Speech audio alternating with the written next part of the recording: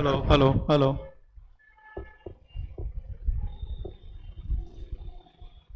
Hello, students. Good evening. So this is CACS Pushkaraj Vishnu Doshi, and we'll start with our last chapter in Module 4 of Paper 20A, which is about strategic performance management and business valuation, that is SPM and BV. And this was the syllabus with which what we started with, and section A of strategic performance management. In that module 4, which is about enterprise risk management, and in that the third chapter, which is about corporate failure.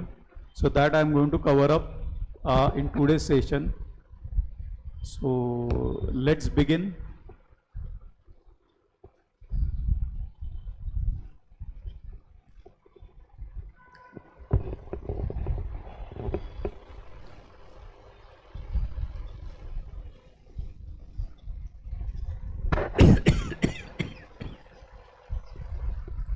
Yeah. So let's understand what is meant by corporate failure per se. Now this term is not a typical technical term per se, so as to really define, but to begin with the concept understanding, let's see what is meant by corporation first. So definition of corporation per se under the Companies Act is different. A corporation is a legal entity separate from its owners. So this is a prominent what you can say distinctive feature vis-a-vis the various other legal entities, in which the legal entity is a separate from its owners. So sole traders are not considered as corporation because they are one and the same. The legal entity as sole proprietorship firm and its owners is one and the same. Corporations have similar rights and responsibilities as individuals. However, the ownership is different than the legal entity. So that's what the distinction is all about. And the kind of rights and the responsibilities as similar as individuals includes entering into contracts, arranging for financings, legal right to file a dispute before the court of law, so litigation, hiring, they can hire human capital or employees for conducting the business or business operations, acquiring assets, they can own the assets, and paying taxes. So these are the rights which are similar and responsibilities that are similar more or less to the individual as a legal entity. So limited liability is another key feature of corporations, wherein there is a protection available to the owners or shareholders from personal liability arising from the company's dates. So yeah, Anu, are you able to see and hear me? Yes, sir. Hello. Okay, great. Thanks. Thanks for confirming. So we have just started. So thanks for joining. So I am on to the first concept itself, wherein we are defining the corporation. What is meant by corporation? And in that again, as the distinctive feature is one of separating the legal entity from its owners. Second key feature is the limited liability, wherein there is a protection which is being made available to the owners and shareholders from the personal liability for company debt. So if at all any company, if the company to which the owners or owning that company incurs any debts or obligations for the running of the business, then if at all any failure in fulfilling those obligations, then in that case the owners or the shareholders are protected from being personally liable for those companies' obligations that have been incurred. So that's what the separation of or the separation or protection to the owners or shareholders from the personal liabilities for company debts, and this is called as a limited liability. So limited liability is a key feature, and the second feature is that it has all similar rights and responsibilities as that applicable to an individual, and third is the legal entity separation from its owners or shareholders. Now let's understand what is meant by corporate failure and financial distress. So again, for this content I am referring to the study material that has been provided by our Institute of Cost and Works Accountants of India. and from there I have in a way customized for the purpose of this session content so that it is useful for the students to towards their study preparation. So it can be referred as a study note or any quick run through study material also. So let's understand what is meant by corporate failure, which is the title of our topic or the chapter also. And along with that, normally the corporate failure and financial distress go together, and most of the time interchangeable also. So corporate failure, in short, called as CF. CF occurs when a company ceases its operations due to liquidation or receivership. Receivership means the court receivership. So this is a process which is of winding up, and where the company ceases its operations due to liquidation or because the court receiver has been appointed. Court receiver is appointed normally in the case of insolvency, wherein the company is not able to fulfill its obligations and required to pay off the debts by selling of the assets, etc. And hence a court receiver is appointed who ensures that the liquidation of assets is the proceeds from the liquidation of assets owned by the company are used towards satisfaction of the debts outstanding. So that's what a corporate failure occurs. So corporate failure, so a company or a corporate is said to have failed when the company ceases its ceases means is unable to carry further any operations, and that predominantly due to liquidation or receivership. A corporation in distress shows prolonged poor performance with no chance of revival. So in a way it's a dead end, that has kind of a situation that has arisen for a corporation.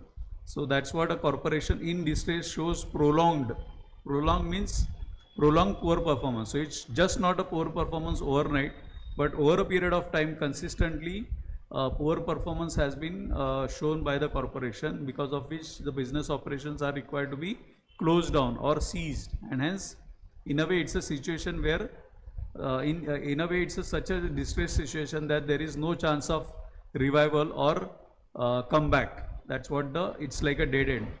So resultantly there is a loss of share market share is a significant indicator of such distress, and corporate failure is caused by consistent revenue decline and insufficient profit.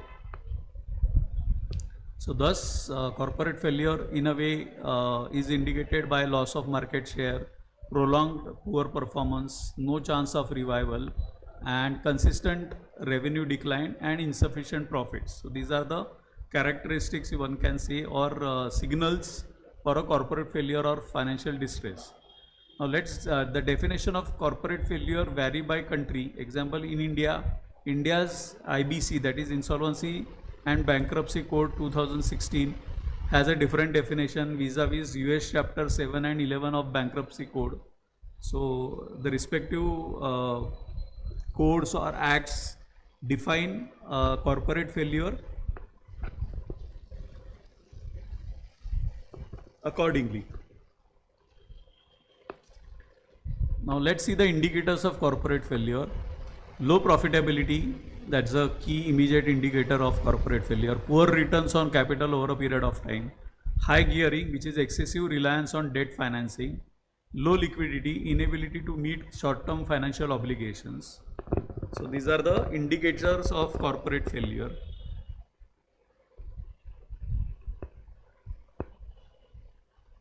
Let's understand the causes of financial distress. Causes of financial distress are as enumerated below.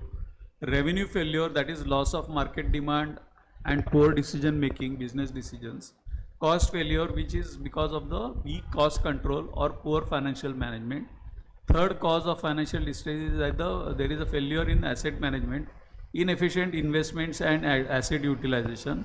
Fourth is liability management failure, poor handling of debts and financial risks. Fifth is capital management failure, mismanagement of a company funding and debt structure.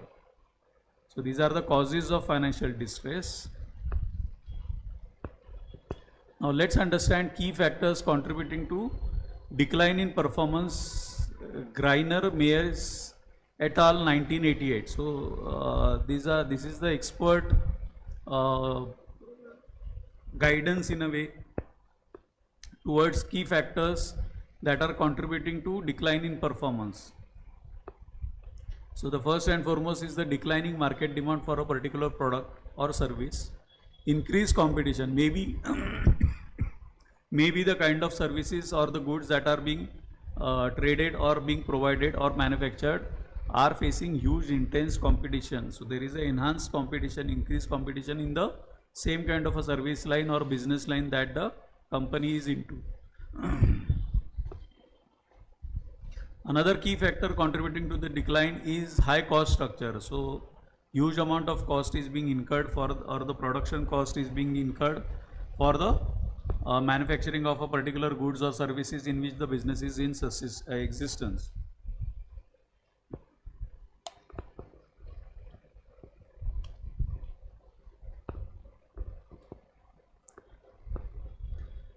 Another key factor is the poor financial control. So there is a lack of internal finance control, or the finance control whatever is present is not sufficient enough to manage the finances effectively.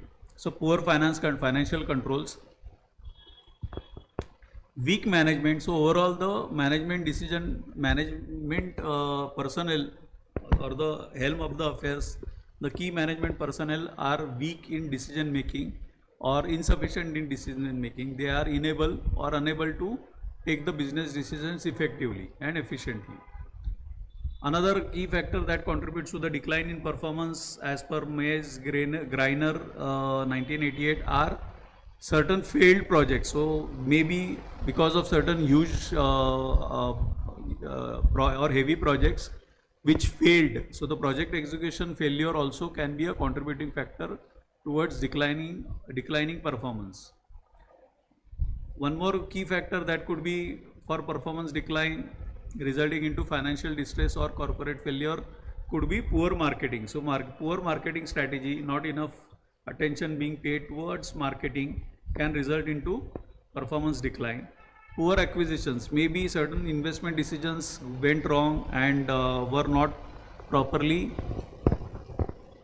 calculated, and which landed up that the company acquired some wrong businesses or wrong corporates, thereby resulting into poor acquisitions and causing the decline in the performance.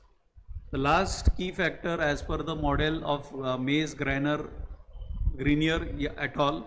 1988 was quality issues also. So if at all the product quality is not being or is getting deteriorated, then it becomes a key contributing factor to the performance decline. So these are the key factors as per the Mays Greiner model.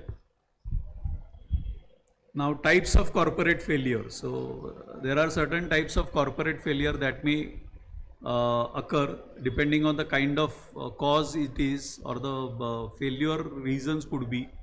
Accordingly, the corporate failures have been categorized. So one could be strategic failure, where the corporate is unable or inability to adapt to market changes. So the business strategies are such stagnant or static and not dynamic that they are not able to cope up with the changing market dynamics at all, and that may result, or such kind of a failure may be categorized as a strategic failure. So the business strategies failed in a way.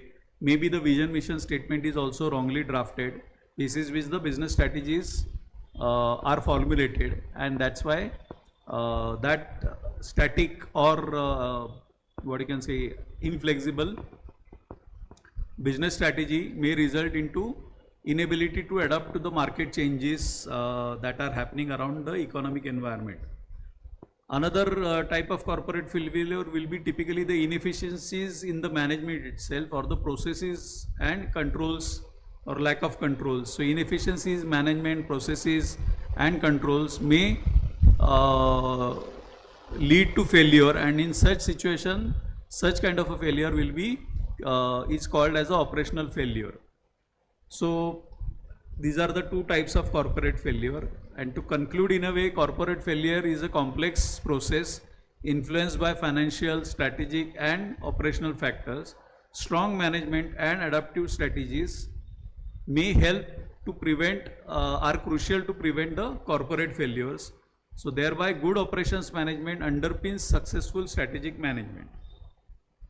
So in a way, this is what we can conclude in terms of corporate failure as such. Now let's understand the corporate distress analysis. So corporate distress and financial distress. So what is how that can be identified? Let's understand that. So financial distress signals that corporate failure is imminent. So in a way, the financial distress is the trigger point or a hardcore signal that the corporate failure is eventually going to happen. So in a way, financial distress is the indication of corporate failure. If not managed, so if the financial distress is not managed timely, properly, adequately and effectively, it definitely is going to lead to bankruptcy with widespread macro and microeconomic impacts. So we have seen huge giant corporate giants closing down, leading to bankruptcy with a widespread macro and microeconomic impacts in India and globally also. We'll see certain cases. So industry characteristics influence a firm's resilience and financial strategies. So at times the industry also is of such kind of a character which influences a firm's resilience and financial strategies. So there could be certain industries which are dormant or in a way itself sick industries which may fail to influence a firm's resilience and revamping the financial strategies. So evaluating financial strength is crucial for stakeholders, especially the creditors. Awareness of distress enables proactive managerial actions to prevent failure. So at times the key managerial person may be neglecting such kind of a distress awareness and actions to prevent such failure. Corporate distress refers to a company's deteriorating financial health leading to liquidity shortages and failure to meet the obligations. So this is where the financial distress starts. So if at all the obligations are not being timely met, whatever has been taken up by the company and the financial health or the financial metrics, typically the financial ratios are indicating deteriorating financial health, then it's a clear-cut indication of corporate distress. The credit rating downgrades also are the indicators helping to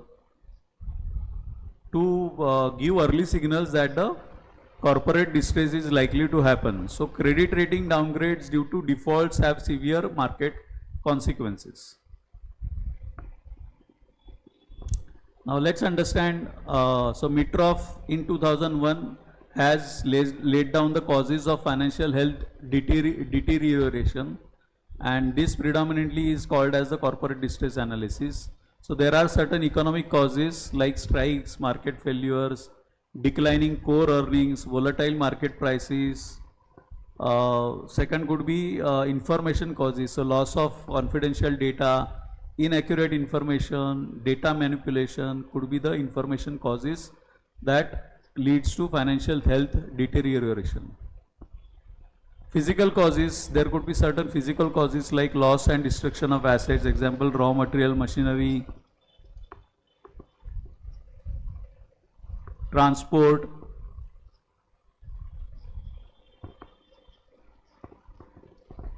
So just a second.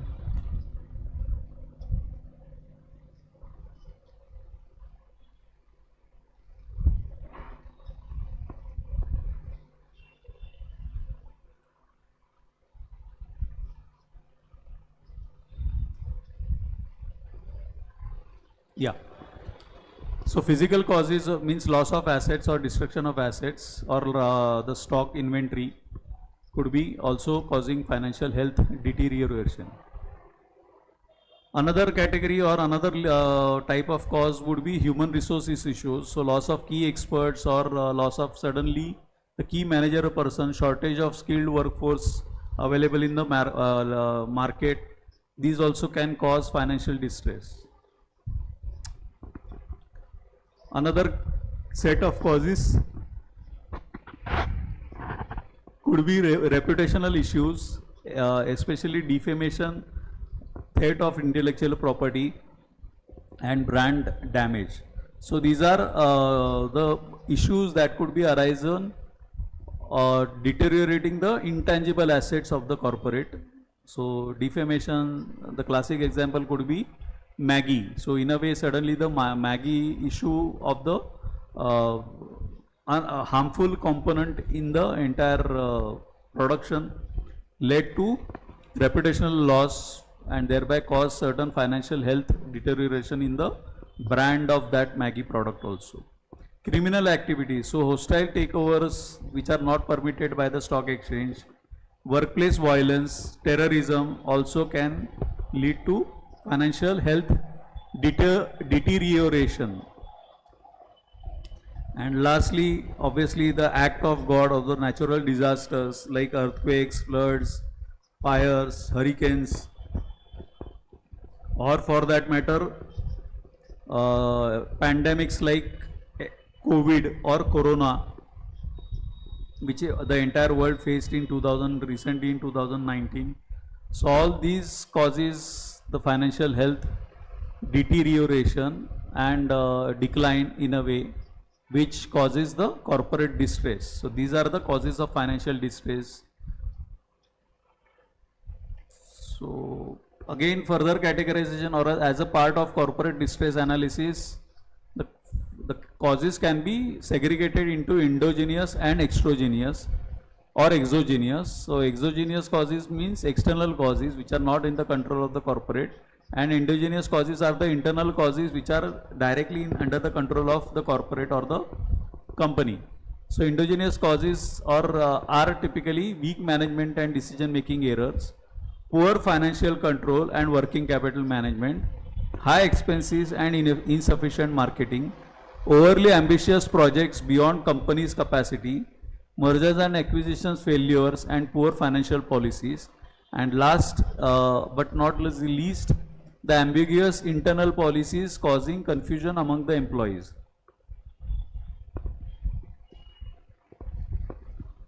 So all these are typically internal causes which are under the control of the management of the company, but they fail to manage well or take right decisions or have effective finance control or working capital management, curb the expenses and insufficient marketing.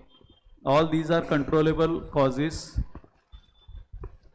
under the hands or under the control of management, but they neglect it or they overlook it, and basis which the financial distress is caused. So these are endogenous causes.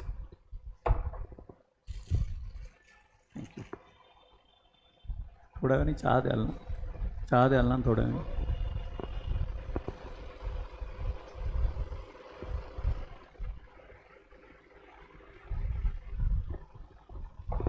Yeah, I'm just having my coffee because there is a lot of stress on the voice. Yeah, so moving ahead, certain external causes which are called as exogenous causes, which are not in the direct control of the management or the corporate also, especially the market demand, the decline for company products, increased competition, unfavorable changes in input cost. So these could be the certain external causes which will cause the corporate distress.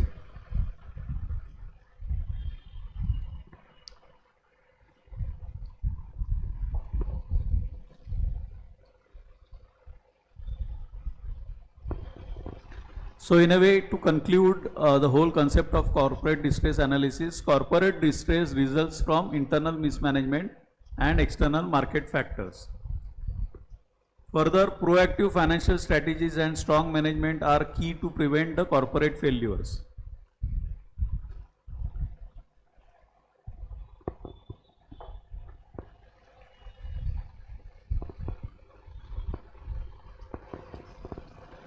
Now let's see whether such kind of corporate distress can be predicted well before it's happening also or not.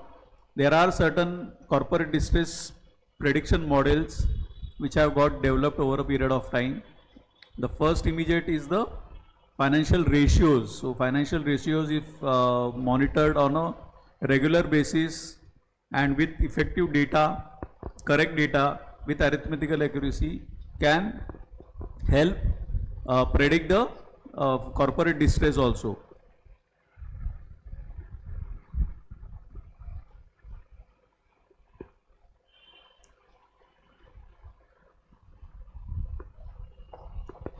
So there are 4 generic terms which are used for financial distress.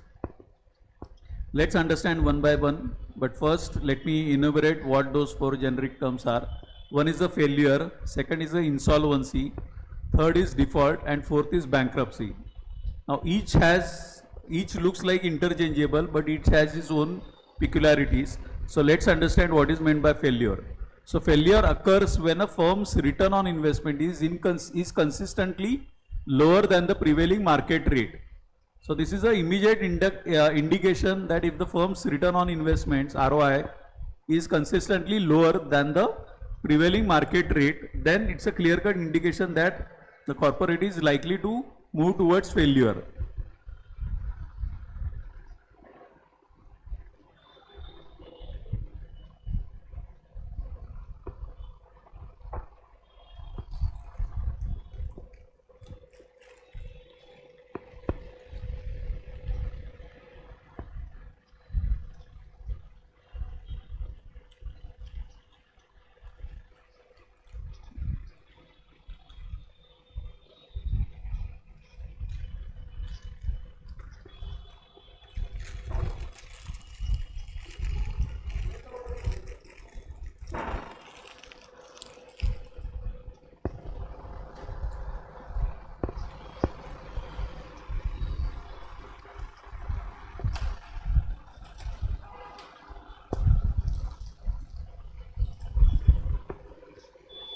Yeah, sorry. The second generic term for corporate distress is the insolvency. So insolvency means a firm which cannot meet its current obligations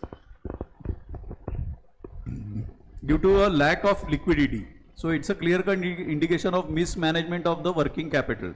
So if the current assets are not able to meet the current liabilities, then obviously it's an indication of insolvency. And if you recollect, when we do ratio analysis, the insolvency ratios are towards the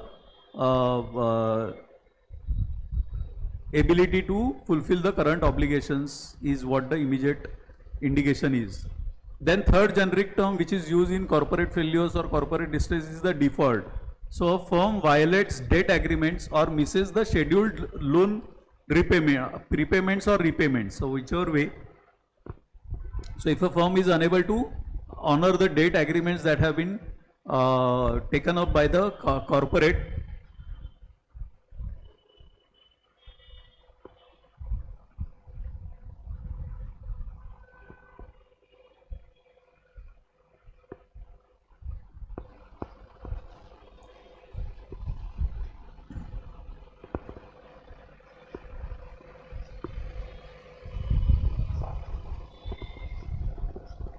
and last fourth, which is like the almost dead end, is the bankruptcy.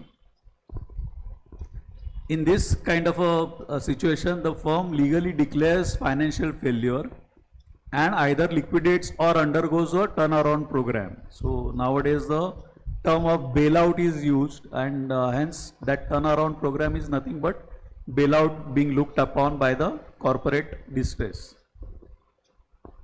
So in such situation, it's a legal declaration by the firm itself or by the corporate itself that it has financially failed. So the firm legally declares financial failure and either liquidates or undergoes a turnaround program. Now let's move on to the next concept of cost of the financial distress. So there are certain direct costs and there are certain indirect costs. And now let's understand. So obviously before declaring financial distress, there are certain costs that will be required to be incurred. or even after declaring financial distress, there will be some costs that will have to be incurred. And the direct costs includes legal, administrative and accounting cost, whereas indirect costs includes loss of sale, supplier and employee uncertainty and reduced ability to raise the finance. So high financial distress costs lead companies to reduce debt levels. Early prediction of financial distress helps mitigate the failure risks. Now let's see the three models which are there. So phase 1, which is about univariate model, which is called as a single ratio analysis. So initial studies focused on single financial ratios to predict bankruptcy. Beaver's 1966 study analyzed 30 financial ratios of 70 failed and 70 non-failed firms, and they found, that study found net income to total debt had the highest predictive accuracy, that is 92%. So in a way, this was the single ratio that was analyzed way back in 1966 by expert Mr. Beaver, and it's called as a Beaver's 1966 study, wherein that study analyzed almost 79 failed corporates and 79 non-failed corporates, and 30 financial ratios of such corporates were identified. And in that it was found that net income to total debt had the highest predictive accuracy, which was to the tune of 92%. Other effective ratios like net income to sales had almost 91% accuracy. Net income to net worth, cash flow to total debt and cash flow to total assets had almost 90%. So in a way, that suggested that multiple ratios combined improve predictive accuracy. So all put together, if at all these multiple ratios were combined, it helped improve the predictive accuracy of financial distress or corporate distress. So this was univariate model, that is phase 1. So in a way, these are the corporate distress prediction models. The phase 2, which was the multivariate model, wherein multiple ratio analysis was being considered, and in that Altman's Z-score model, which is a prominent model which is looked into financial modeling also, is being considered, and which was established way back in 1968. So Altman's Z-score model was first multivariate bankruptcy prediction model. It combined multiple financial ratios for better predictive accuracy, inspired by almost 165 plus studies worldwide on failure prediction models. And it concluded in a way, early financial distress prediction helps companies minimize failure impact and plan turnaround strategies.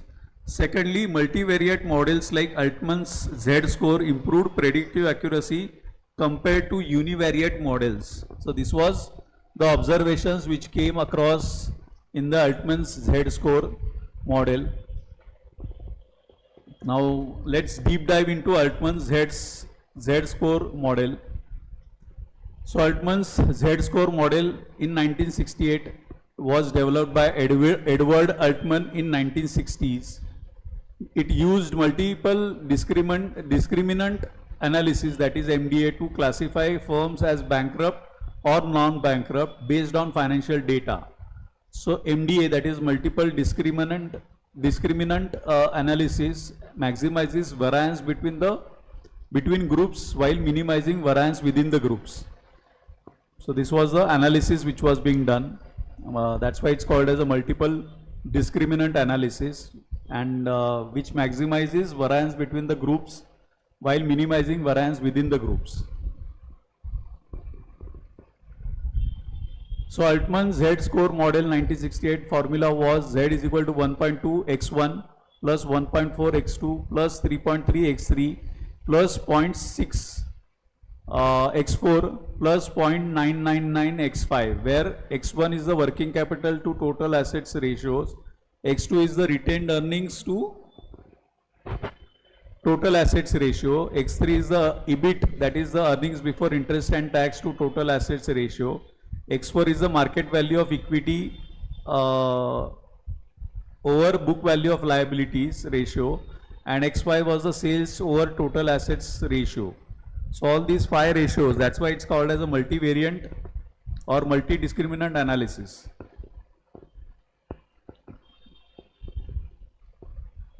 So these 5 ratios are given certain weightages, and these weightages are accordingly multiplied, and the Z-score model is developed.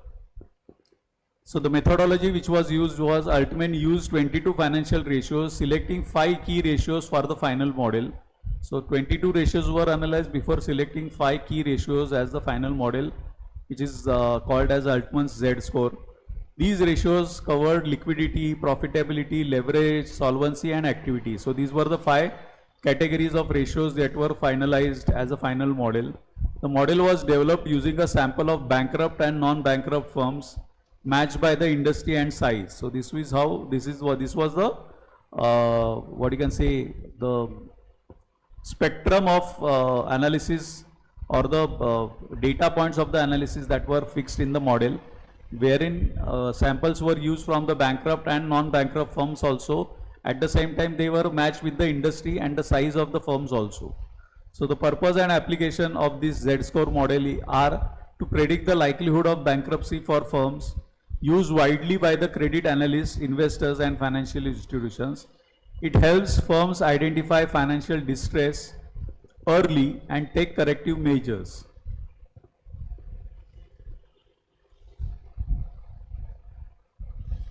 So the financial ratios and their impact in Altman's Z-score model, let's see those now. Just a second.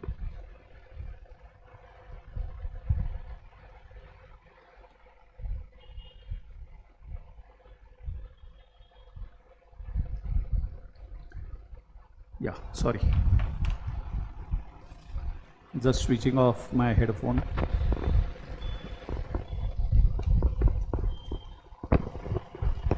So moving ahead, let's see the financial ratios and their implications in the Altman's Z-scores model.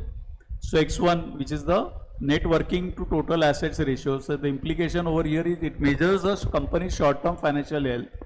Positive working capital reflects that a firm can meet short-term obligations, and negative working capital reflects firm struggles to meet the obligations. The coefficient should be 1.2.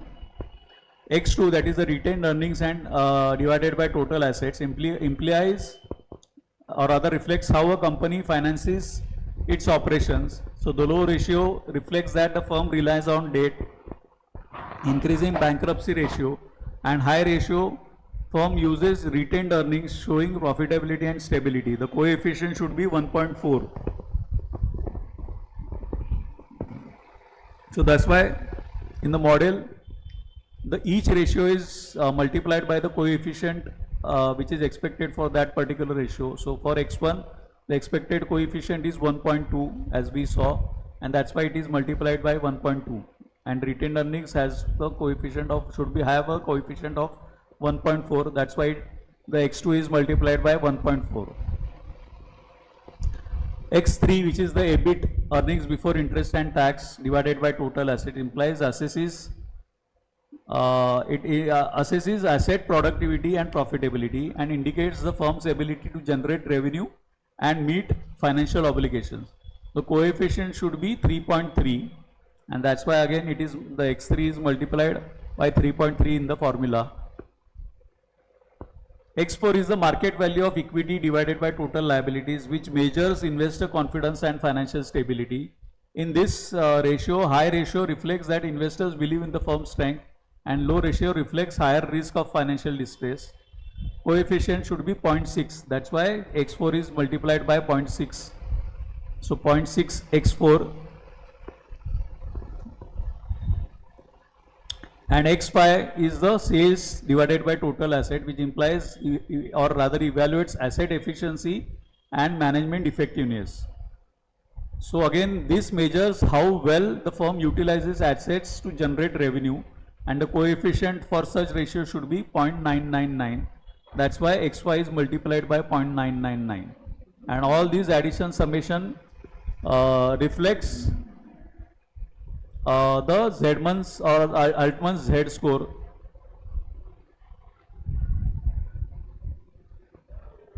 So the implications of Altman's Z score model lower Z score reflects higher bankruptcy risks.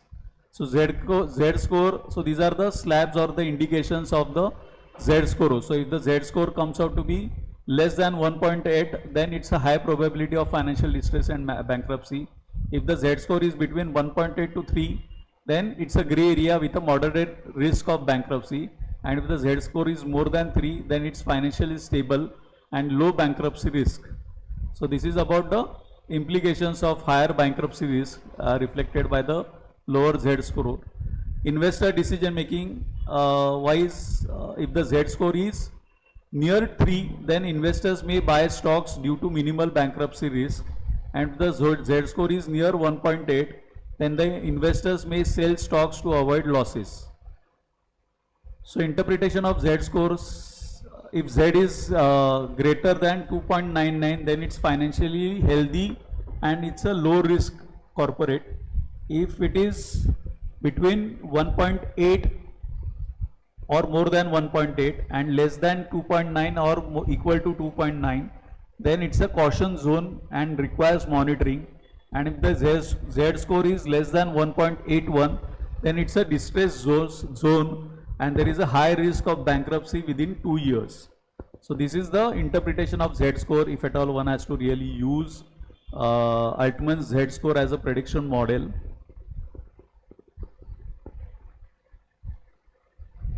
So other models for corporate failure prediction include since 1968 multivariate discriminant analysis, that is MDA, logit analysis, probit analysis and neural networks. So these are a few other models which are there. Now unfortunately the study material has not focused more on these other models, predictive models, and hence methods I have restricted only naming them as it is. Then comes the error types in prediction models or the likelihood of errors that may happen in the prediction model. So type 1 error is misclassifying bankrupt firms as non-bankrupt. That is a probable error that can happen, which costly due to huge business losses and reputation damage and legal issues. So type 2 error could be misclassifying non-bankrupt firms as bankrupt, which is less severe but still impacts investment decisions. The model accuracy rankings, MDA and neural networks has the highest accuracy, that is 100%. Probit analysis has the 98% accuracy, whereas logit analysis has almost 84% accuracy. So these are the error types in prediction models.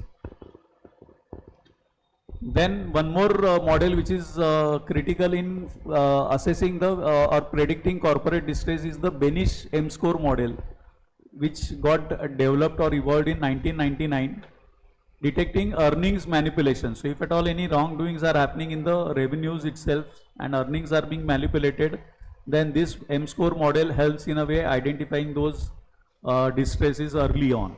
So purpose is to identify financial statement manipulation. Just a second.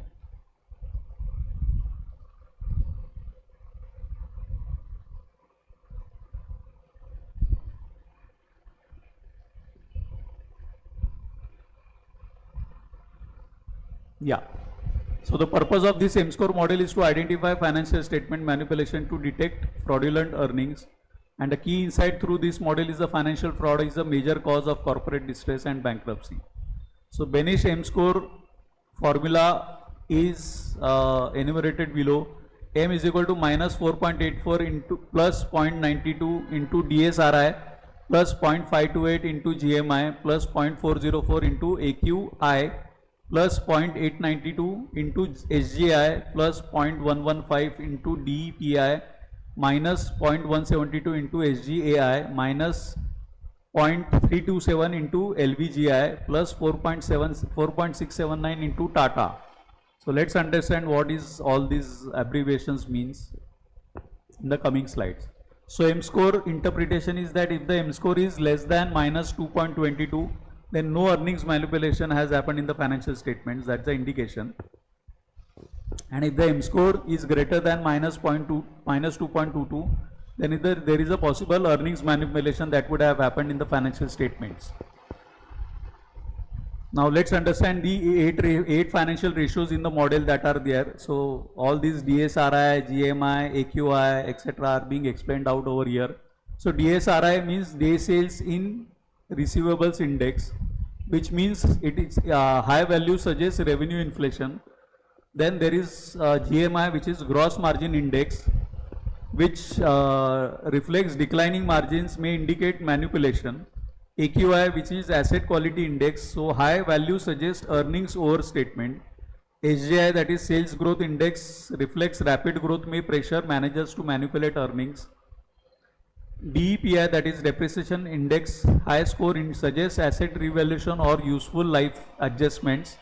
SGAI, that is sales general and administrative expenses index, reflects unusual increases, may indicate financial distress. LVGI, that is leverage index, higher leverage may signal financial risk.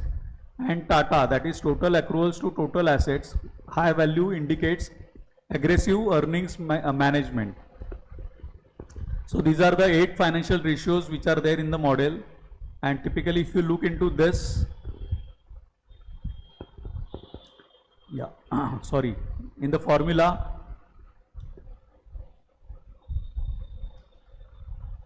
so all these multiples or the DSRI, GMI, AQI, SGI, DEPI, SGAI, LVGI and TATA, that is total accruals upon total assets. All these are financial ratios to which the certain coefficients have been multiplied with, and thereby M score is derived. So the key takeaways from Benish M score is used widely for fraud detection but has limitations. The accuracy varies from 38% to 76%. So there is a large variance in accuracy, and hence may be reliable, may not be reliable in detecting fraudulent firms. Companies manipulate earnings using legal but unethical creative accounting techniques. It helps analysts predict corporate failures linked to financial misrepresentation.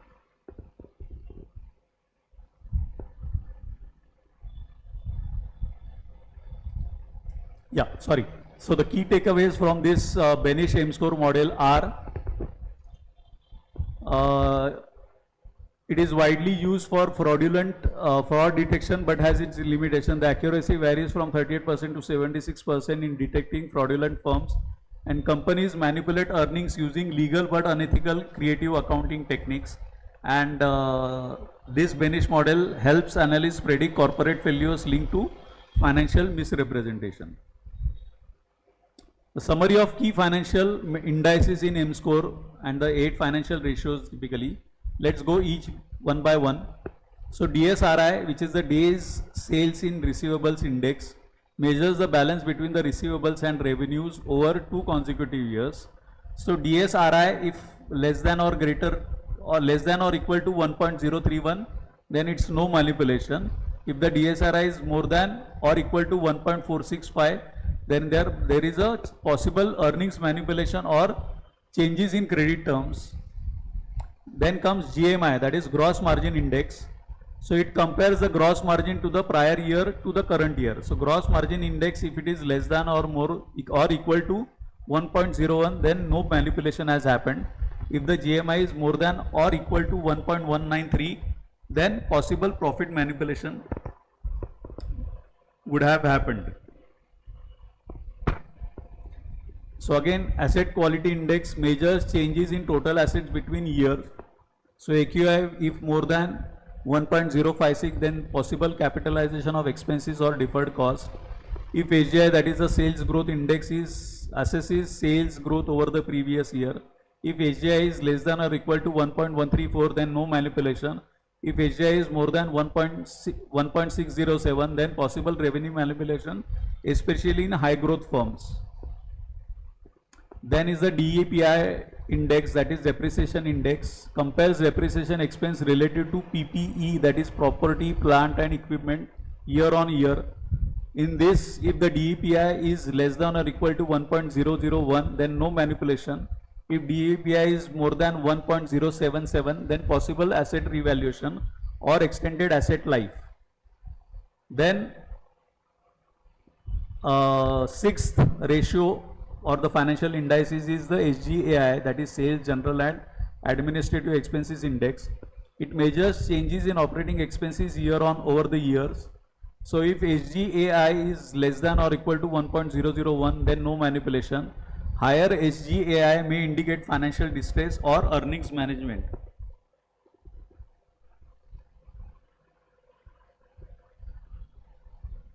Then second last financial indice, or the seventh financial indice out of the 8 is the LVGI, that is leverage index. It measures changes in total debt to total assets ratio. So if LVGI is more than 1, then it indicates increased leverage and higher financial risk. And last but not the least, of the eighth financial indice in M score of Benish model is TATA, that is total accruals to total assets. It evaluates changes in working capital excluding cash relative to total assets. So if the TATA, that is TATA, is greater than or is less than or equal to 0.018, then no manipulation has happened. If TATA is greater than or equal to 0.031, then possible financial data manipulation has happened.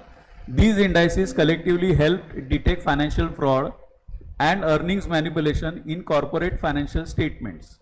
So all these 8 ratios are in a way critical for detecting financial fraud and earnings manipulation, if at all are happening in corporate financial statements. And in a way, these are the corporate distress prediction model, which is prominently used also along with Z score. M score also of Benish is being used. So the key points on M score are versions of M score has happened. So there are 2 versions. One is the 8 variable model, that is the 8 financial ratios, and there is a 5 variable model. So the 8 variable model is more widely used. Accuracy and limitations are that as a probabilistic model, it does not guarantee 100% accuracy. So these are the limitations of M score. Secondly, correctly identifies 38% to 76% of manipulated companies. Misclassifies 3.5% to 17.5% of manipulated firms as non-fraudulent. So that was the outcome of the research that was done by Benish in 1999. So earnings manipulation techniques. So the companies manipulate earnings through capitalizing revenue-based expenses and premature booking of sales. These creative accounting practices are often unethical, though not always illegal. And the purpose of M score therefore is used to assess the degree of earnings manipulation that has happened and helps analysts predict high-profile corporate failures early.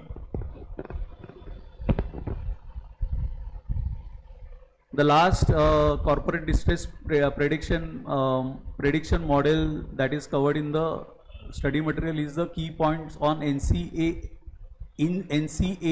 model. So let's see the definition and origin of NCAER model. It was developed by the National Council of Applied Economic Research, NCAER. That's the full form of NCAER is National Council of Applied Economic Research, in 1979, and that was established for Punjab National Bank. So it defined industrial sickness based on 3 financial parameters, and the 3 key parameters for predicting corporate sickness were profitability measure, so wherein the cash profit position is equal to net profit plus minus depreciation and other non-cash write-offs. So that was a profitability measure.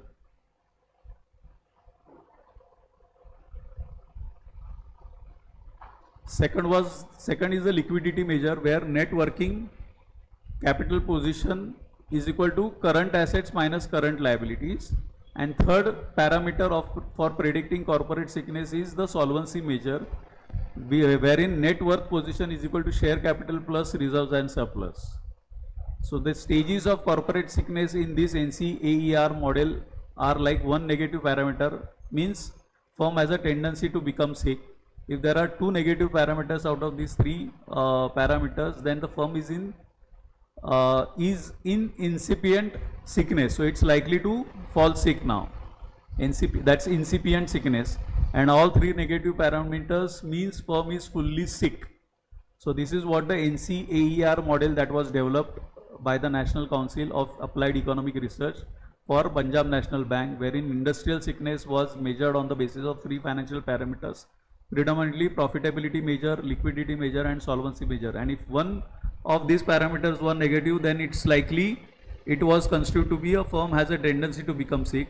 If there are two negative parameters, then the firm is in incipient sickness, and all three negative parameters mean firm is fully sick. So with this, in a way, we are concluding this chapter. Just to recap what we have understood in this entire session is, let's see what all we covered. So we began with the definition of corporation, wherein we saw the key features that distinguish the corporation from other business entities or legal entities. That is primarily the separation of legal entity from its owner, then having similar rights as and responsibilities as individuals, and then limited liability, whereby protection is given to the shareholders from personal liability for the company's obligations. Then we saw the definition of corporate failure, which wherein a company ceases due to liquidation or receivership, and how the indicators of corporate distress or corporate failure are predominantly loss of market share, then prolonged poor performance with no chance of revival, and then corporate failure was caused by consistent revenue decline and insufficient profit. Again, the definition of corporate failure varies country by country. In India, the corporate failure has been defined by the Insolvency and Bankruptcy Code, which was set up in 2016. In US, the chapter 7 and 11 of the Bankruptcy Code defines the corporate failure. Then we saw the major indicators of corporate failure included low profitability, high gearing, and low liquidity. The causes of financial distress included revenue failure, cost failure, asset management failure, liability management failure, and capital management failure as well. The key factors that contributed to decline in performance that were identified over a period of time on the basis of research of various successful firms and unsuccessful firms were that declining market demand, increased competition, high cost structure, poor financial controls, weak management, failed projects, poor marketing, poor acquisitions, and quality issues. According to the nature of corporate failure or the causes of corporate failure, the types of corporate failure came into existence. If there is an inability to adapt to market changes, then it's more like a strategic failure. And if there are inefficiencies in the management processes and controls, then it's an indication of an operational failure. So in a way, corporate failure is a complex process influenced by financial, strategic, and operational factors as well. Strong management and adaptive strategies are crucial to prevent corporate failure. At the same time, good operations management underpins successful strategic management. Then we saw the corporate distress and financial distress. What is meant by them? Financial distress signals the corporate failure is imminent. If not managed, it leads to bankruptcy with widespread microeconomic and microeconomic impacts. Industry characteristics influence the firm's resilience and financial strategies as well. Evaluating financial strength is crucial for stakeholders, especially the creditors. Then we saw that corporate distress refers to companies deteriorating financial health, leading to liquidity shortages and failure to meet the current obligations. The credit rating downgrades due to defaults have severe market consequences as well.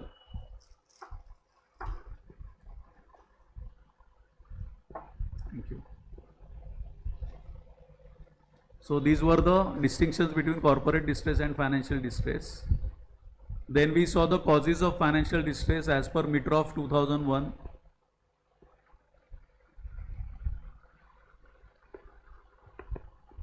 Wherein the causes were categorized as either economic causes, information causes, physical causes, human resources causes or issues, reputational issues, criminal activities, and natural disasters. Then we saw the categorization or classification of causes into endogenous and exogenous causes of financial distress. So exogenous or rather endogenous means internal causes typically were weak management, decision making errors, poor financial control and working capital management, high expenses and insufficient marketing.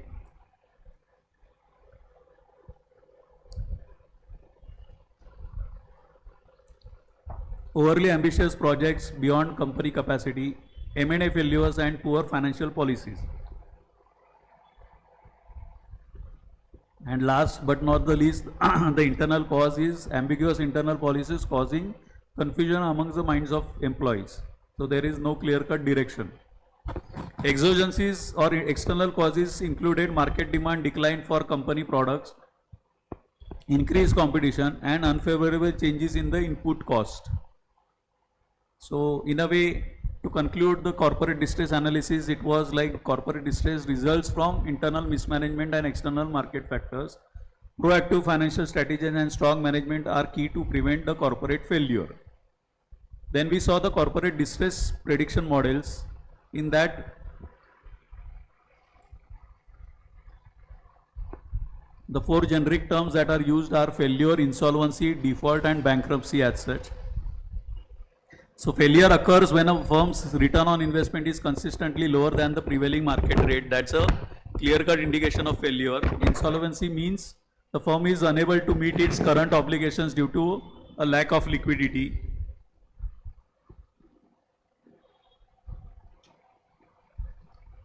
Then default means a firm's violation of debt agreements or misses scheduled loan repayments. Bankruptcy is the clear-cut indication where firm legally declares financial failure and either liquidates or undergoes a turnaround program. Then we saw the cost of financial distress, which included direct costs classified into legal, administrative, and accounting costs. And then there were indirect costs, which were like loss of sales, supplier and employee uncertainty, and reduced ability to raise finance.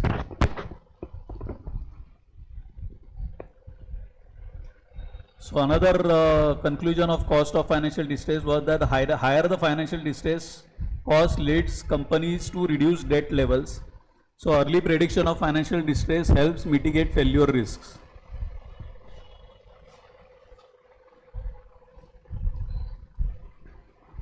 Thereafter, we saw the corporate distress prediction model. So what if there are mechanisms or models which will help to predict early on the corporate distress or the financial distress that is likely to be faced by the corporations. And in that, the three models got evolved, and slowly it got evolved. So the phase one included univariate models where there was only single ratio analysis which was being done. And this was Beaver's 1966 studies, where under that study 30 financial ratios were analyzed of 79 failed and 79 non-failed firms, and it was found that net income to total debt had the highest predictive accuracy, which was 92%, and that's why it's called as a single ratio analysis. However, there are other effective ratios also, which in a way suggested that multiple ratios combined improve predictive accuracy.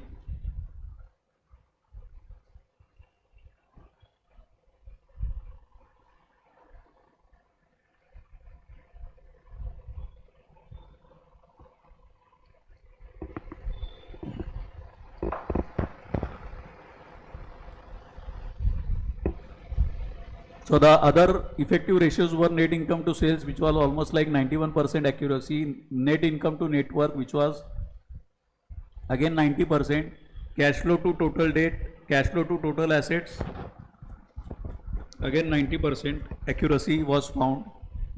So thereby, along with, that's why univariate was just not essential, but effective ratios included combination of other multiple ratios also to improve predictive accuracy. So thereupon, the phase 2 model got developed, which was multivariate model, multiple ratio analysis, wherein Altman's Z-score model was predicted by Edward Altman in 1960s, and thereafter it got firmed up in 1968. So it's a first multivariate bankruptcy prediction model. It combined multiple financial ratios for better predictive accuracy. And the conclusion of such model was that early financial distress prediction helped company minimize failure impacts and plan turnaround strategies early on. So multivariate models like Altman's Z-score improved predictive accuracy compared to univariate model. So then we saw that it used discriminant analysis, that is MDA, to classify firm as bankrupt or non-bankrupt based on the financial data. So this was the formula which was used. We saw that 5 ratios were multiplied with their respective expected coefficients, and then the summation of all those were constituted as a Z score. So almost 22 ratios were selected, analyzed or used basis and selecting 5 key ratios for the final model. So these ratios covered liquidity, profitability, leverage, solvency and activity as the key aspects of the business performance. So model was developed using a sample of bankrupt and non-bankrupt firms also. The purposes and application we saw thereafter. It helped firms identify financial distress early and take corrective measures timely also. So these were the ratios that were identified and the coefficient were also analyzed. So first ratio was net working capital to total assets.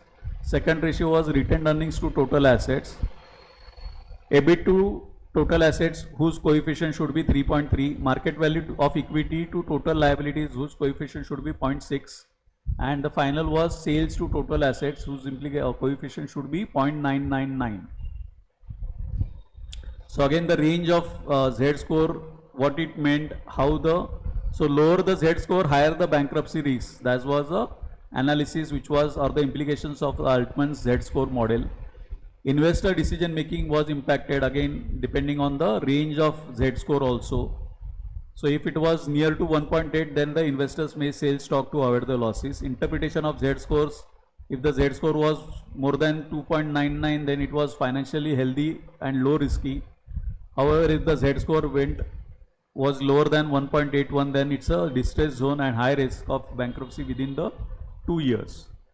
Other common predictive models which were not elaborately discussed in the study material of Institute also, that's why I have just named it out. One is a multivariate discriminant analysis, that is MDA, logit analysis, probit analysis and neural networks.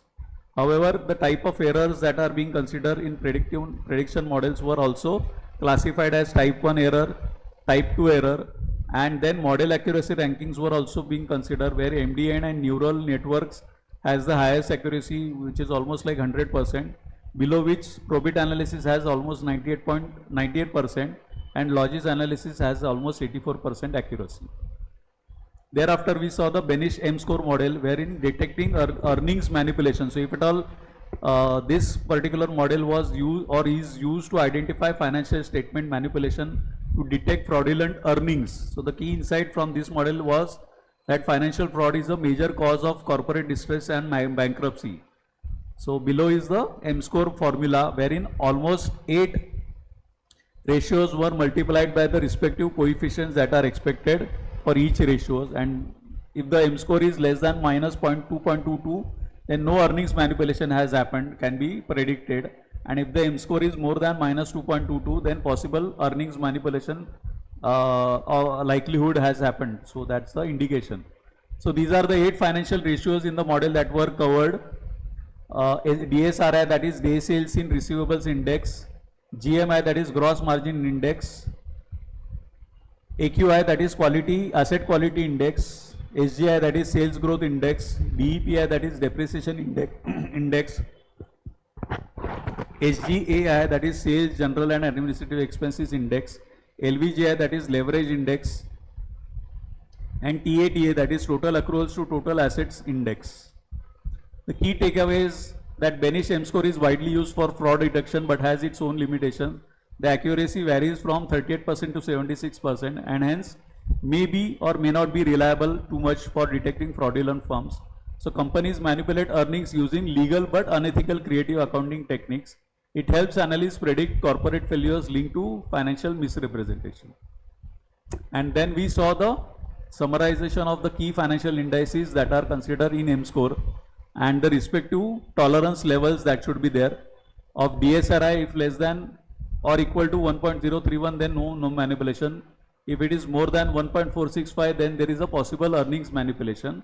In GMI, if it is less than or equal to 1.041, then no manipulation. If more than 1.193, then it's a possible profit manipulation. Next, asset quality index, which measures changes in total assets between the years, should be more than 1.056. Then possible capitalization of expenses. If AGI growth, that is the sales growth index, is then is more than 1.607, then possible revenue manipulation, especially in high growth firms. Then we saw the DEPI, that is the depreciation index, which compares depreciation expense related to property, plant and equipment over year on year. So DEPI less than 1.001 is no manipulation. DEPI more than 1.077, possible asset revaluation or extended asset life. So SGAI, that is Sales General and Administrative Expenses Index, measures changes in operating expenses over the years.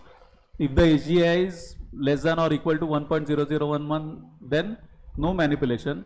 Higher the SGAI indicates financial distress or earnings management.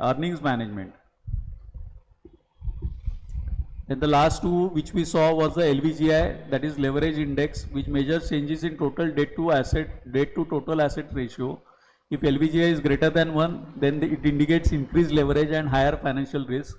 And if the last ratio, that is total accruals to total assets, is less than 0.018, then no manipulation has happened in the working capital. And if TATA is more than 0.031, then possible financial data manipulation has happened. These indices in a way collectively help detect financial fraud and earnings manipulation in corporate financial statements.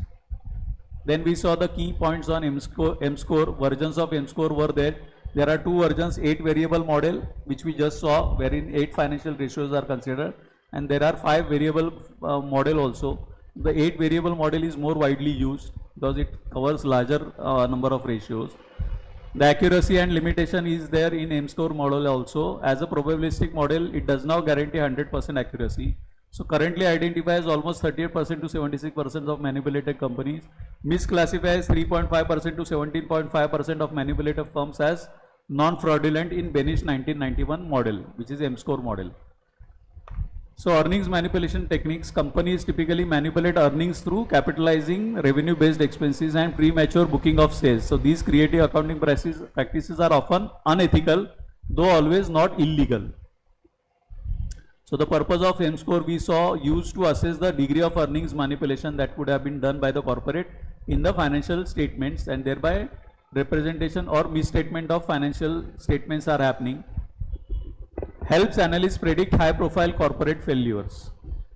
And then lastly we saw the NCAER model, which was originated in 1979 by National Council of Applied Economic Research for Punjab National Bank, wherein NCAER defined industrial sickness based on the 3 financial parameters, and the 3 key financial parameters for predicting corporate sickness involved profitability measure, which was cash profit position is equal to net profit plus minus depreciation and other non-cash write-offs. Liquidity measure, wherein net working capital position is equal to current assets minus current liabilities. And solvency measures, which includes net profit position is equal to share capital plus reserves and surplus. So the stages of corporate sickness involve that if at all there is a one negative parameter out of these 3 parameters, then the firm has a tendency to become sick. 2 negative parameters indicated that the firm is in incipient sickness, and all 3 negative parameters mean firm is fully sick. So with this we come to an end of this session, and especially the chapter 3, which is about corporate failure. And just to conclude, any doubts, Anu and Rakesh, since you have joined on Teams, any questions, any additions that you want to make to the subject or the chapter per se, or any doubts that you have? Anu? Or can we close the session?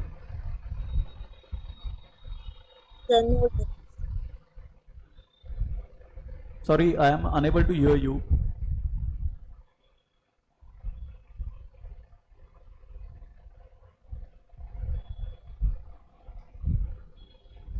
Okay, good to go, right? We can end the session. Rakesh, anything that you have, any thoughts? Okay, so good to go, good to close, right? Perfect. So thank you all, and we'll stop. So in a way, just to close the session, with this today's session, we have completed all the 4 modules of section A, which is on strategic performance management.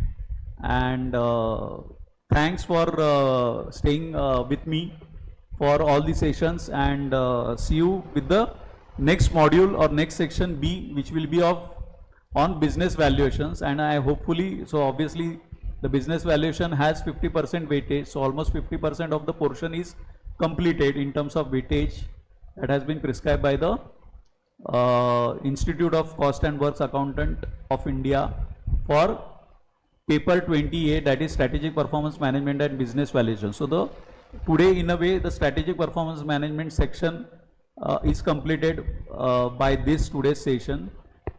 Next session onwards we'll start with the section B, that is business valuation. So there are 5 chapters in that.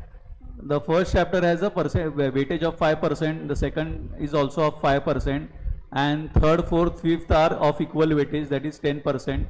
So the third chapter in the section B is business valuation methods and approaches. Then we will see valuation of assets and liabilities, and lastly the valuation in mergers and acquisitions.